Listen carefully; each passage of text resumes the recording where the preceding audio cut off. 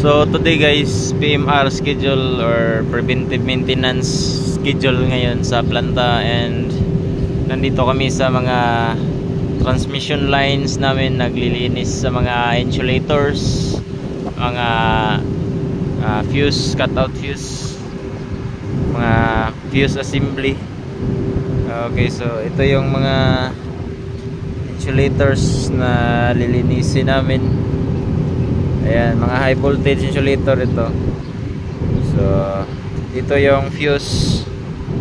Ayan, 3 phase. Yan yung fuse. Yan. Ayan. Tapos doon, nandun yung dalawa sa taas. Sila yung naglilinis sa mga insulator sa poste. Yung mga porcelain. Ito, mga ano to, rubber type. So ano bang exactly tawag dito? Research natin mamaya. Okay, so yan yung mga lilinisin. So hindi naman siya gaanong madumi kasi nami-maintain na ito. Kunting alikabok lang. So ano ito?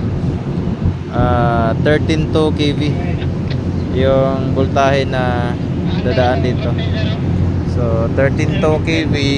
Diyan sa loob may dalawang transformer. Yan yung step down transformer from 13.2 kV to 69 volts, 690 volts.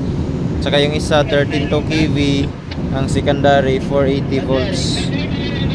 So yung dalawa na yan nasa loob transformer. Yan, rating niya is 35 kV.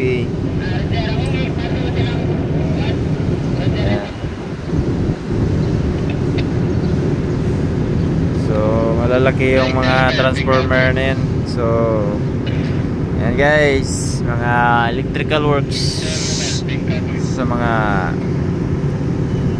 ito dito sa planta. So yan lang yung gagawin namin. Alright.